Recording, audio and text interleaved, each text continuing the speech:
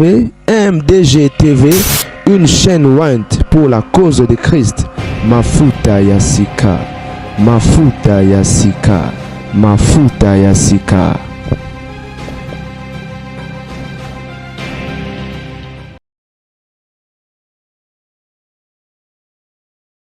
Que les Seigneurs vous bénissent partout où vous êtes connectés sur MDG TV Mafuta Yasika. Moi, c'est la grande dame. Mais les amis, par la grâce de Dieu, nous ferons encore l'émission bilingue aujourd'hui pour alerter l'Église Cœur du Christ partout dans le monde entier par rapport au signe du temps de la fin, des antivaleurs, des abominations qui se passent dans des églises dites chrétiennes ou encore de réveil au nom de Jésus.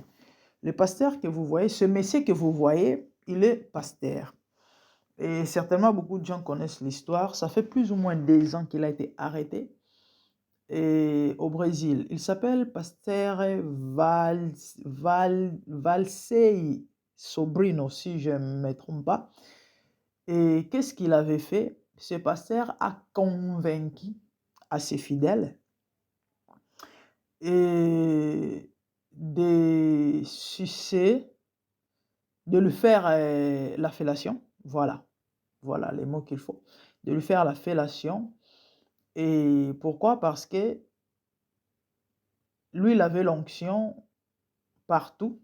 Donc l'onction coulait dans ses seins, dans son sang, pardon, dans tout son corps. Et puis, après la fellation, le Saint-Esprit va libérer, je ne sais pas moi, la grâce, la gloire, et puis jusqu'à ce que lui jouisse. Donc, il va éjaculer. Dans ses spermes se trouve la gloire. L'onction, la guérison, donc tout ce que vous voulez, ou en gros tout ce que vous avez besoin. Et ce qui est triste, les fidèles étaient convaincus, s'il faut dire, et ils faisaient cela. Donc, après chaque réunion, donc après le culte, les pasteurs prenaient quelques fidèles et les amenaient derrière, je ne sais pas, le bâtiment, ou encore derrière l'église. Certainement, il y avait des salles là-bas, je ne sais pas, toilettes, tout ce que vous voulez. Et c'est là qu'ils faisaient leur abomination. Et lorsque la police a appris cela, bien sûr qu'on ne pouvait qu'interpeller une telle personne. Il a été arrêté. Et ce qui est étonnant, il a déclaré publiquement en disant qu'on l'a arrêté pour la cause de Christ. Il est heureux et il va continuer son travail en prison, comme Paul et les autres. Vous savez, les apôtres furent traînés de temps à autre dans des prisons, on les arrêtait. Et lui, il a dit, lui aussi, il était arrêté pour une bonne cause, qui est la cause de l'évangile. Et excusez-moi si je rigole parce qu'à un moment, c'est un peu, je sais pas. Et franchement, c'est bête, hein?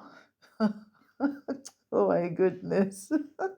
Ce monsieur est emprisonné actuellement. Je crois que ça fait plus ou moins 2 ans qu'il a été arrêté.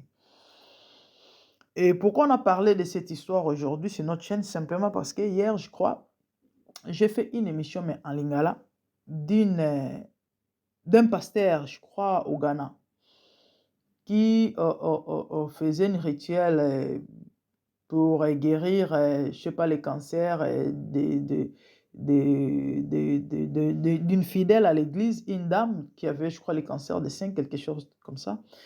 Et qu'est-ce que le pasteur a fait? Il a tété les seins de la dame en plein culte.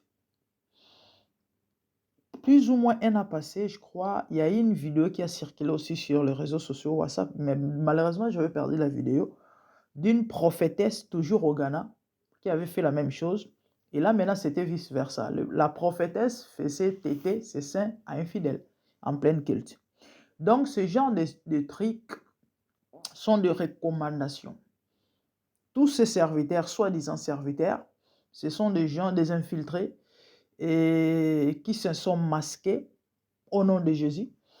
Comme la Bible le dit, je crois, dans le livre d'Ésaïe, dans le chapitre 5, là, on parle de 7 femmes qui saisiront un homme pour lui dire que donne-nous ton nom, fais-nous porter ton nom, mais on prendra charge de nous-mêmes. C'est une métaphore. qui montre ou encore qui explique la réalité actuelle. Donc, les femmes, ce sont ces gens qui se disent serviteurs de Dieu et pasteurs et chrétiens, mais qui ne le sont pas. Ils portent le nom de Jésus, ils masquent leur sorcellerie par le nom de Jésus, mais tout en faisant autre chose. Donc, nous venons ici, les amis, pour alerter l'Église, corps de Christ, les enfants de Dieu, d'être prudents, parce que toutes ces choses devaient arriver selon la Bible, pour que Dieu soit trouvé juste. Ah oui, Jésus a prophétisé, il a parlé des signes des temps de la fin, il a parlé de faux Christ, il a parlé de ce genre de pasteurs qui séduiront même les élus, hein, dit la Bible. Et aujourd'hui, nous voyons des élus de Dieu à être séduits. Pourquoi? Parce que ces gens-là ont une bonne vie, soi-disant. Ils roulent carrosse, ils ont l'argent, ils ont des véhicules, ils s'habillent bien. Et vous allez voir les enfants de Dieu en train de les envier. Les vrais serviteurs de Dieu qui ont aussi l'appel de Dieu, l'appel du ministère, envier ces gens. Et une fois que tu les approches, tu es pris dans les pièges. Nous faisons ces émissions pour révéler l'Église de Dieu. Ces choses doivent arriver. Et Jésus a dit, lorsque vous verrez ce genre de choses, vous devez faire très attention. La Bible dit, lorsque vous verrez l'abomination de la désolation s'établir dans les lieux saints, que celui qui lit fasse attention. Qu'est-ce que cela veut dire? Toi qui es en train de voir ce genre de choses, tu dois te préparer ou encore être prudent. Comprendre que ces choses, le Seigneur en a parlé. Donc, ce qui veut dire, l'enlèvement peut se faire n'importe quand. Donc, je dois être prêt. Moi, étant chrétien ou encore étant chrétienne, et je dois me sanctifier comme les 5 vierges sages. Nous connaissons l'histoire des 10 vierges. Il y a eu 5 sages et 5 folles. Les sages étaient prudentes. Et lorsque le pou était venu, elles étaient prudentes. Donc nous vivons le temps où la distraction a pris place, l'ampleur et l'envoûtement est en train de battre les pleins, au point où, malgré ça, il y a des gens qui ne réalisent pas que c'est du n'importe quoi. Raison pour laquelle, les amis, il faut beaucoup prier. Parce que la prière a le pouvoir et la capacité, dit la Bible, d'éteindre tous les traits enflammés de l'ennemi. Un jour, Jésus, et nous connaissons l'histoire juste avant son arrestation, il s'est retiré à côté pour prier sur la montagne. Il avait amené, je crois, Jean et Pierre avec lui. Et quand il s'est retiré, il les a trouvés en train de dormir. Et puis il les a interpellés en disant, vous n'avez pas pu veiller, mes fils qui naissent avec moi, veillez prier pour ne pas tomber dans la tentation. La prière est une arme qui te préserve de la tentation et des œuvres de l'ennemi. Sans la prière, il te sera impossible, bien-aimé, de vaincre ou encore de discerner beaucoup de mauvaises choses qui se passent actuellement dans les églises. Raison pour laquelle vous verrez dans l'église de faux prophètes, il y a tellement de monde. Et lorsque vous dites à ces gens que vos prophètes ou encore vos pasteurs ne sont pas vrais, ils vont vous insulter. Pourquoi? Parce qu'ils sont sous l'envoûtement. Imaginez-vous une personne qui te dit de lui sucer un homme de Dieu, hein, s'il vous plaît. Toi, tu es marié, par exemple, ou encore marié ou pas. Est-ce digne? Je ne sais pas.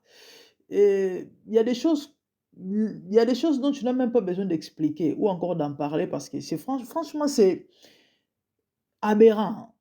C'est insupportable. C'est incroyable ça. C'est vraiment du n'importe quoi. Et le pasteur va convaincre les fidèles, des gens matures, des gens sensés. Et il va les convaincre jusqu'au point où ils vont accepter et faire ce genre de choses. Bien-aimés, soyez prudents, veillez. Il faut beaucoup prier, beaucoup méditer et lire la Bible. Parce que la parole de Dieu t'ouvre les yeux afin de comprendre certaines choses. Si tu as l'habitude de lire la Bible, il y a ces interprétations que tu vas comprendre facilement que ça, ce n'est pas Dieu. Mais si tu ne lis jamais la Bible, il te sera difficile. Lorsqu'on va te lire une écriture et puis interpréter ça mal, tu ne sauras pas que c'est la vérité ou pas. Beaucoup tombent dans des pièges comme ça. Beaucoup de femmes se font abuser par des versets bibliques. Dans la Bible, on va lui dire qu'écoutez, dans les passages tels, la Bible a dit comme une fille, et quelques années passées, je crois, de plus ou moins 14 ans, qui était violée par un pasteur, je crois, dans mon pays. Le pasteur l'a dit, lorsque Jésus est entré, a fait sortir tout le monde dans la maison de Jaïrus. Vous connaissez l'histoire, la fille de Jaïrus qui était malade, qui était morte, pardon. Jésus est venu, il avait ressuscité la fille. La Bible dit, lorsque Jésus est entré dans la maison, il a fait sortir tout le monde. Il est resté seul avec la petite. Et le pasteur va dire à la fille, est-ce que la Bible a mentionné ce que Jésus a fait avec la petite? Non. Est-ce que la Bible a écrit ce que Jésus a parlé avec la petite? Non. Les gens étaient dehors, n'est-ce pas? Oui. Est-ce que ces gens savaient? Et c'est comme ça, il avait pris le devant et il a abusé la petite. De telles choses. Beaucoup de gens, de grandes personnes, des femmes matures, se font abuser par des soi-disant prophètes. Comme ça. De raison pour laquelle nous venons vous interpeller, les amis, et vous dire il faut vraiment prier. Il faut demander le discernement à Dieu. Il faut lire la Bible et demander au Saint-Esprit de vous aider à comprendre les Écritures. Je vais citer en lingala bandeko babolingo. To sala ki émission lobi to beta li solo ya pasteur oyo. Amelisi ameli mabele ya mondimi. Ameli mabele ya mondimi pona abikisa ye. Bandeko so botali video wana eza mawa. Bino boyebi mabele ezali ndenge balobaka. Eza sensible, donc eza zone érogène. Donc so ba melo mabele en tout cas, à moins que vous avez un problème ya babenga on ya frigidité. Bande ko passer à zone la mabele, il faut mona kende ko moi ça continue benko, vous sentez penza que non akomi na posa.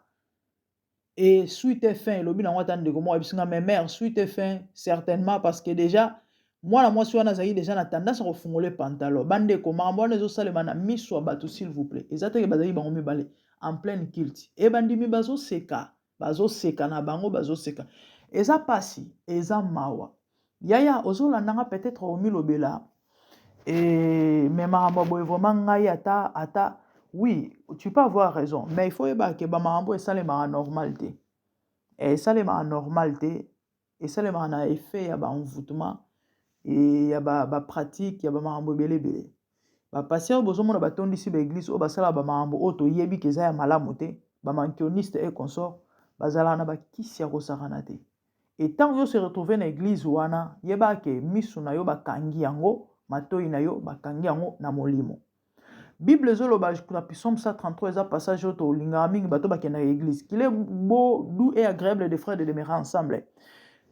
Et balobi parce que bisika o bana nzambe bavandi ne bisika nzambe oti na bénédiction. Et ba décrire balobi c'est comme l'huile o euti na mutu ya Aaron ezokita na bilamba et na mandefu ekititi na bilamba. Qui est Aaron? Aaron, c'est le représentant de l'église. C'est l'ange de l'église. Et l'huile, oh bah sopi na mutu ezali ezali onction ezali pa quoi. O ezo kita bilamba ezali ba oyo bazali na se ya grâce na etope onction na etope ya. Donc corps du Christ bato bazo partager, bazo ko se communion na ye. Et tango Aaron abino azali occultiste sataniste. Donc onction ezali kolona ezali salité. Ezokita ezoko affecter bino directement. Yango omoni banganga lokola ba passer musuna ba kongo to otanga ba kombote. O bato mona bato bazo ana mutu askangisi ba mbongo na ya poto ya pasi. Ake soit disant luka lobi ko église a passer mo songolo na kongo mais passer wana bande ko nganga. Et ça la pasi o kata muso tali vraiment ovandi otali netima emission kita yo mais que voulez-vous? Bo sambela rapa atate olingo kende soki wapi soki nini. Lukelo nzambo tout na nzambe, est-ce que muto aza nzambe? Vraiment, moi, ça me fait tellement mal. Oh là là. Que Dieu nous aide. Nde onanga, au monde sozo sambe la mingi. Nde ela musara ba don spirituel. Au monde ba pasteur na ba prophète au envers na musika. Et alobara makambo mona makambo. Et ya fo baza yanzi, ya vrai bazali. Mais ba o ya solo. Badon, moi na nzambe nyonso azala nango kati na ye. Et pour activer ça, esenga mo ba sacrifice moko boye, ba discipline moko boye. Ozana makoki ya okoma na niveau wana. Crois-moi, moi j'en ai expérimenté. Nazala pe mutu oyo ya ba landara ba prophète sima. Oyo ka convention na droite était le mystère de la nudité de Jésus. Boke boyo ka mystère a bolumba Yesu. unoyo kate o au fait babiloko wana tozala zala ba esclave nango mais na fin de compte to réaliser que échanger nango le côté oka penza ke nozo galé ozo kemba na situation mo ba tio ba maboko ba bondeli boluki banzambe ba elo ozo changer te. Donc pour dire que bande onanga ya de ces choses là ata passer à bondeli pona yo tant que yo moko o se sacrifier te nzamba osa elo te. Je peux vous choquer mais c'est ça la vérité. Yango bomona bato belé lelo ba oma ba esclave ba pasteur na ba église changement ezala arrêté. Pourquoi? Parce que yemoko azali tellement fainéant azo baté azo koka kokoma te to pe ko sala loko esengeli te na makambo nyonso ya la part de Dieu la part de l'homme ya yo part sur osali te nzamba ko salaka te. Mama ata passer dans un onctiologue abonde la pona ya oui nzamba ko sala pe grâce obiki parce que ezalaka parce que musala ya basali na nzambe pe ezali moko quelque part ya osunga ba na nzambe na bandenge moko ba guérison miracle ezalaka bakobondela mpona yo mpe obiki omoni loboko na nzambe mais eza na bamaka mosusu na vie ya moto oyo nzambe azozela yo moko oatteindre niveau moko boye ya maturité ya sacrifice ya persévérance mpo amonisa bonzambe na ye na vie na yo parce que eza babiloko oyo oza nango besoin eta mwana na nzambe expérience ya vie chrétienne na yo parce que nous sommes sauvés pour sauver. Il faut l'indisa pe bato mususu et ezaka te faut à la pasteur na marambo oyo expérimenter na nzambe. Il y a tellement de choses à dire bandeko émission ya koma mulai totikala na sija lelo mais avec le temps to solo marambo to lobango malembe to lobango ndambu to ko expliquer et na ondi magenza makopesa lière na bandeko balandaka biso awa lisolo ezali awa bandeko bolimbisa eza ya tata oyo bozomona awa tata oyo plus ou moins 2 ans passé je crois na betele bino lisolo na ye tant na kotiaki émission lobi ya pasteur amele mabela mondimi papa na biso oyo azana boloko actuellement na ndimi tasi abima ye tata o musana na ye nini a convaincre bandimi na ye biso bango ke no ye azana onction aza onctionologue donc na nzoto no onction etambolaka na makila na ba veine partout jusqu'au point où que soko azoko éjacula bimisaka miliki na ye bimisaka onction donc soko meli yango il faut bika so zana maladie so zana problème infertilité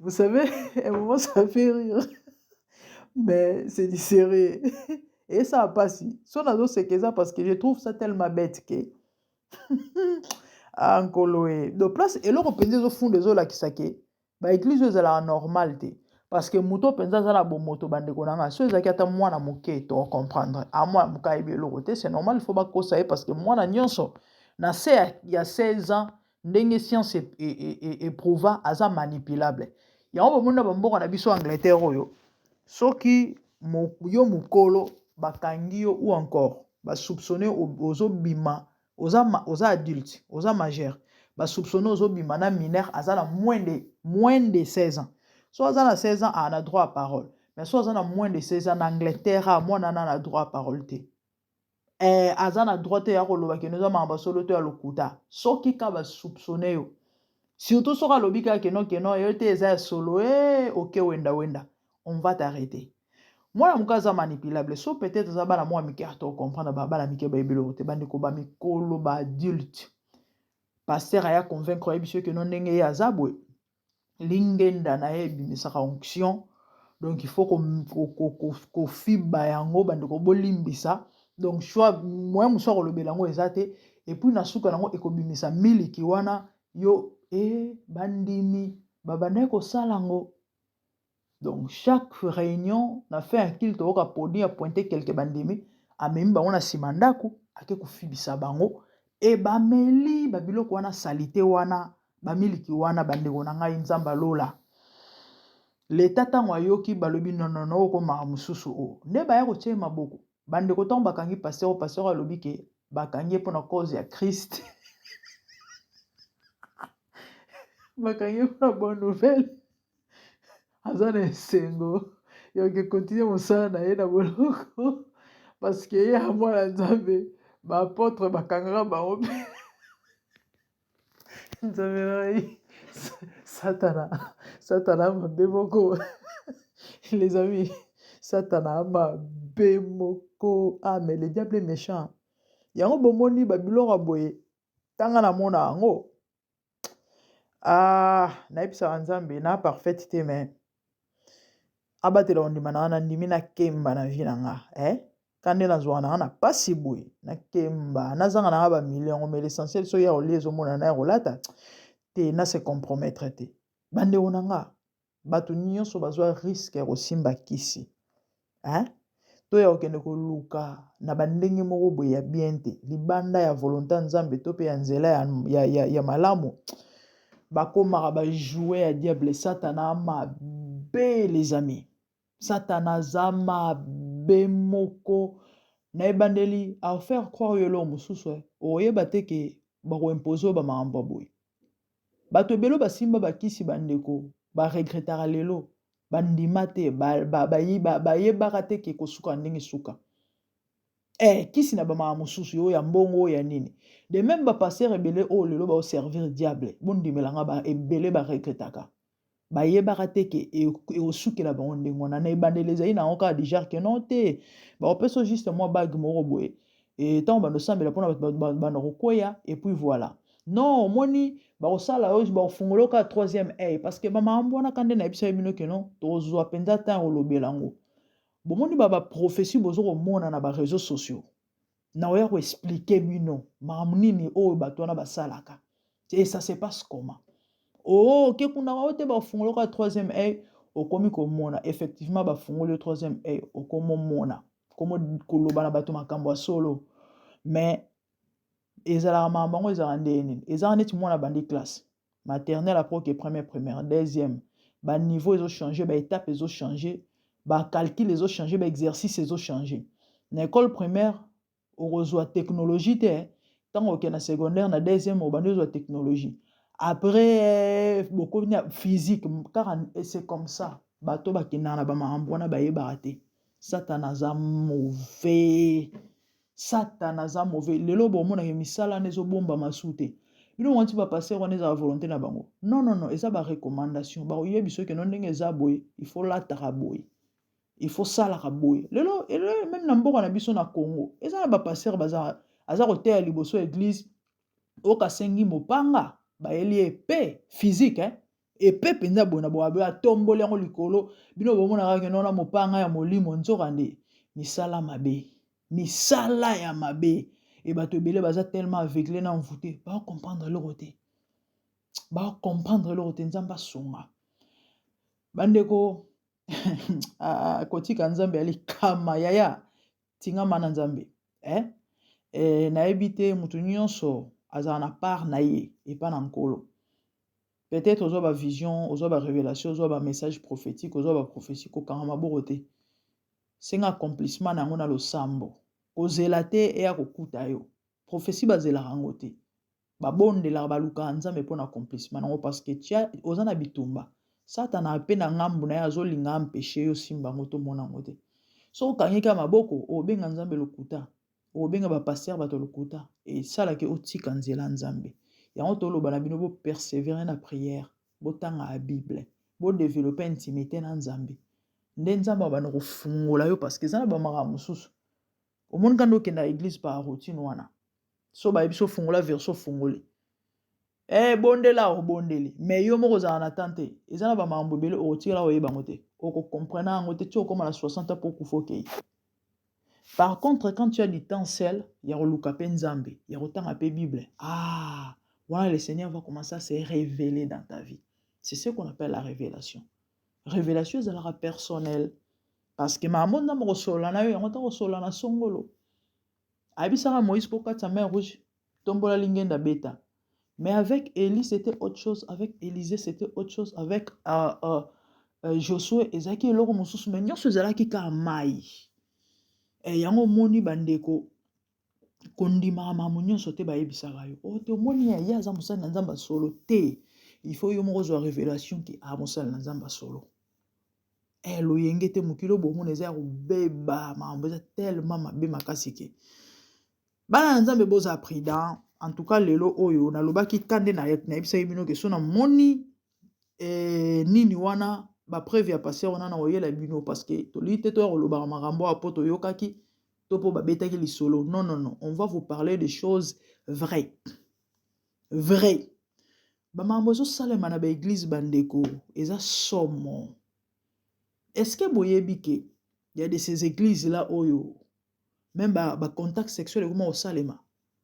Pasteur azo révélation que non yo lokola yo na yo bozo botate nzamba recommandé que no bo sangisa nzoto na miso ba fidèle liboso a cher. Plus ou moins 2 ans passés là au mois bon etambolaki. Je crois kana ba kota ba Brésil wana. Tokangi parenthèse to lobelango bandeko kande to laki bino. Les amis, veillez, soyez prudents quand la Bible lobby. Pour le loto suka awa, abonnez-vous massivement sur MDGDTV Mafuta Yasika. Moi c'est la grande dame. Et si c'était votre première fois, certainement vous avez aimé. Commentez, likez, partagez. Et faites la diffusion. Nous sommes aux Européens pour la yote. Tout le monde Mbalaya Sima. Merci, au revoir, bye.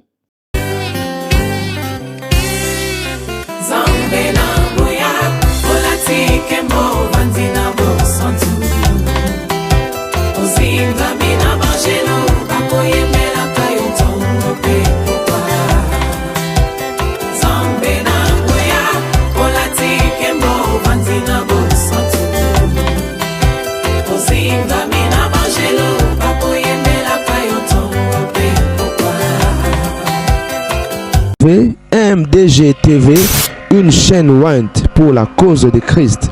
Mafuta Yasika, Mafuta Yasika, Mafuta Yasika.